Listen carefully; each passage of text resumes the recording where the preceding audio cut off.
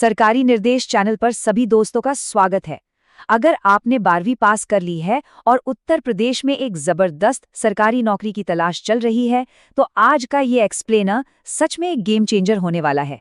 आज हम बात कर रहे हैं यूपी विधान भवन में रक्षक और फायरमैन की 170 एक्सक्लूसिव वैकेंसीज के बारे में। ये कोई आम भर्ती बिल्कुल नहीं है। ये एक ऐसी अपॉर्चुनिटी है जो किसी भी गवर्नमेंट जॉब एस्पिरेंट के करियर को सीधा टॉप गियर में डाल सकती है। तो चलिए बिना किसी देरी के इस वैकेंसी के हर एक डिटेल को अच्छे से समझते हैं।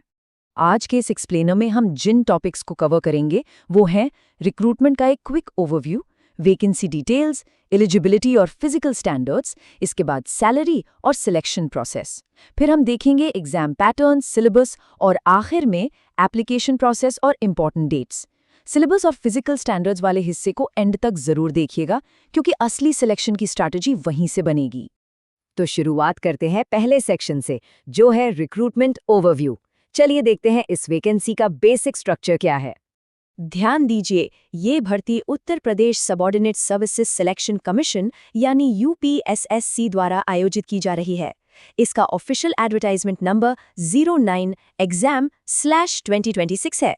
सरकारी निर्देश पर हमारी हमेशा यही कोशिश होती है कि सटीक जानकारी आप तक पहुंचे।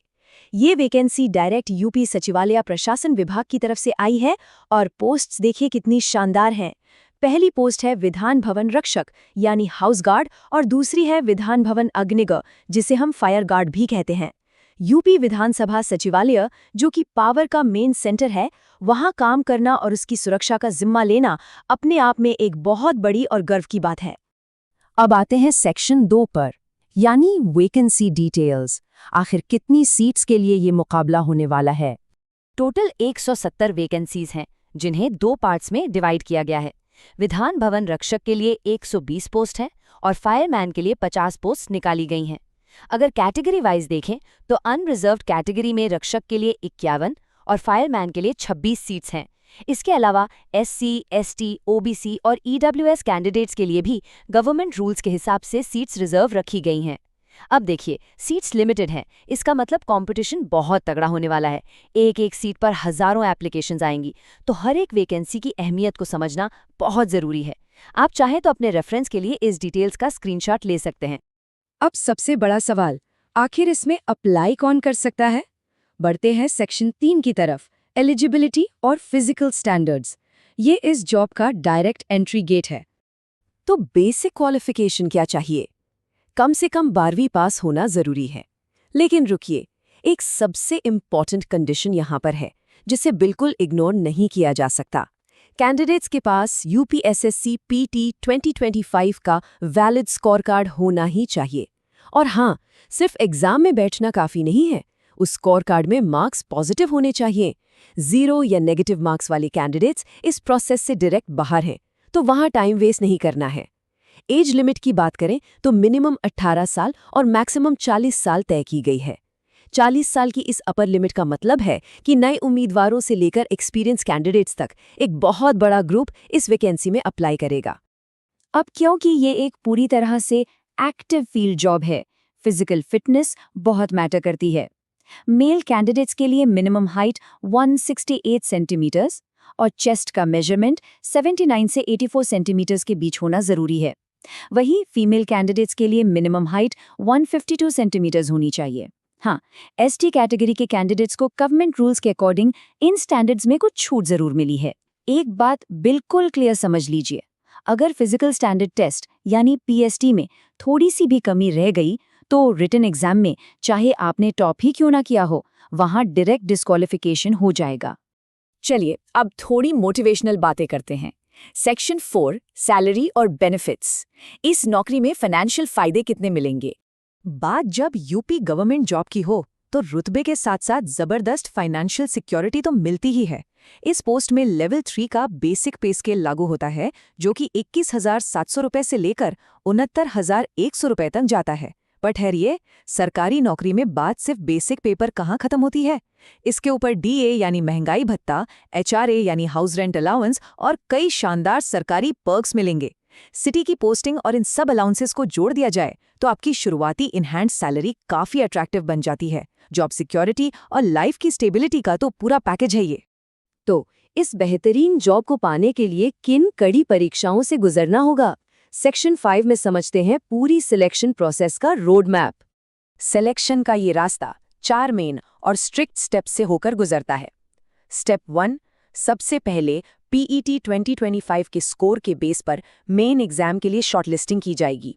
स्टेप 2, जो लोग इस फेज का कट ऑफ क्लियर करेंगे वो बैठेंगे मेन रिटन एग्जाम में। स्टेप 3, रिटन एग्जाम पास करने के बाद असली फिजिकल टेस्ट होगा जिसमें फिजिकल एफिशिएंसी और फिजिकल स्टैंडर्ड्स को परखा जाएगा। और आखिर में स्टेप 4, यहाँ आपके डॉक्यूमेंट्स का वेरिफिकेशन और फाइनल मेडिकल टेस्ट होगा। इन चारों स्टेप्स को सक्सेसफुली क्लियर करने के बाद ही मेरिट लिस्ट में नाम आएगा। मेन एग्जाम का सिलेबस और पैटर्न समझना यहाँ पर बहुत क्रूशियल है। ये एग्जाम टोटल 100 मार्क्स का होगा। ध्यान दीजिए, इसमें जनरल स्टडीज का हिस्सा सबसे बड़ा है जिसमें से पूरे 65 मार्क्स के क्वेश्चंस आएंगे। उसके बाद यूपीजीके से 20 मार्क्स और कंप्यूटर से 15 मार्क्स पूछे जाएंगे। एक बहुत बड़ी वार्निंग यहाँ पर है कि एग्जाम में 0.25 की नेगेटिव मार्किंग भी होगी, यानी तुक्के लगाना यहाँ गेम बिगाड़ सकता है।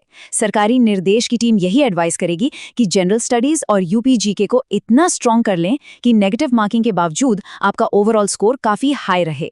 फॉर्म कैसे भरना है ताकि कोई गलती ना हो? सेक्शन 6 में हम देखेंगे step by step application process. Application का प्रोसेस पूरी तरह ऑनलाइन और काफी स्मूथ बनाया गया है। सबसे पहले ऑफिशियल वेबसाइट upssc.gov.in पर जाना है। वहां अपने पीईटी 2025 के रजिस्ट्रेशन नंबर का यूज करके लॉगिन करना है। जैसे ही लॉगिन करेंगे आपकी ज्यादातर पर्सनल डिटेल्स अपने आप ऑटोफिल हो जाएंगी, जो कि बहुत बड़ा टाइम सेवर है। उसके बाद एप्लीकेशन आगे बढ़ाना है और सिर्फ 25 रुपए की एप्लीकेशन फी जमा करनी है। जी हाँ, चाहे किसी भी कैटेगरी के हों, फी यूनिवर्सल 25 रुपए ही तय की गई है। एक टिप मेरी तरफ से, फॉर्म सबमिट करने से पहले हर डिटेल को 2 बार पढ़ लें। फॉर्म कब से कब तक भरे जाएंगे? सेक्शन 7 में हम उन इम्पॉर्टेंट डेट्स को नोट करेंगे जिनके मिस होने का रिस्क हम अफोर्ड नहीं कर सकते। इस रिक्रूटमेंट की टाइमलाइन अपने दिमाग में फिट कर लीजिए। एप्लीकेशन शुरू हो रहे हैं 9 जून 2026 से, लेकिन जो रेड अलर्ट डेट है वो है 29 जून 2026। ये एप्लीकेशन और फी दोनों जमा करने की बिल्कुल आखिरी डेडलाइन है।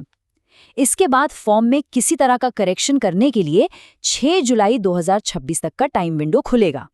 अक्सर देखा गया है कि लास्ट डेट पर पोर्टल्स पर ट्रैफिक इतना होता है कि सर्वर ही डाउन हो जाते हैं। इसलिए लास्ट मिनट के चक्कर में पड़ने से बेहतर है 29 जून का वेट किए बिना शुरुआत में ही अपना फॉर्म क्लियर कर लें। अब आते हैं अपने आखिरी और सबसे खास हिस्से पर, यानी करियर गाइडेंस। इस तगड़े कंपटीशन में सीट कैसे पक्की करनी है, ये बात दिमाग में बिठा लीजिए दोस्तों। इस भर्ती में सक्सेस पाने का रास्ता सिर्फ किताबों से नहीं निकलता। फिजिकल फिटनेस यहाँ आधी लड़ाई है। विधान भवन रक्षक और फायरमैन दोनों ही बेहद active on the field roles हैं। सिर्फ पेपर क्लियर करना काफी नहीं होगा। अपनी रिटन पढ़ाई के बिल्कुल साथ साथ आज ही से ग्राउंड पर उतर जाइए। डेली रनिंग, एंड्योरेंस ट्रेनिंग, इसको अपनी रूटीन का हिस्सा बना लीजिए। जब दिमाग टेस्ट पास करने के लिए तैयार होगा और बॉडी फिजिकल चैलेंजेस झेलने के लिए फिट होगी, तभी इस यूनिफॉर्म को पहनने का मकसद पूरा होगा। दोनों चीजों में बैलेंस बनाकर चलिएगा। तो दोस्तों, इसी के साथ सरकारी निर्देश का ये डिटेल्ड एक्सप्लेनर यहीं समाप्त होता है। मुझे पूरी उम्मीद है कि यूपी विधान भवन की इस शानदार भर्ती से जुड़ा एक एक पॉइंट, हर एक रूल आपको अच्छे से समझ आ गया होगा। अगर आपको ये जानकारी सच में हेल्पफुल लगी हो तो इस एक्सप्लेनर को एक लाइक जरूर दीजिए और अपने उन सभी दोस्तों के साथ शेयर कीजिए जो सरकारी नौकरी पाने का सपना देख रहे हैं। ऐसे ही सटीक, बिना किसी डिले के जॉब अपडेट्स लगातार पाने के लिए सरकारी निर्देश चैनल को सब्सक्राइब करके नोटिफिकेशन बेल को दबा लीजिए। अगर वैकेंसी को लेकर आपके मन में अभी भी कोई डाउट है तो नीचे कमेंट बॉक्स में पूछिए, हम जवाब जरूर देंगे। तैयारी शुरू कर दीजिए। मिलते हैं आपसे अगले एक्सप्लेनर में।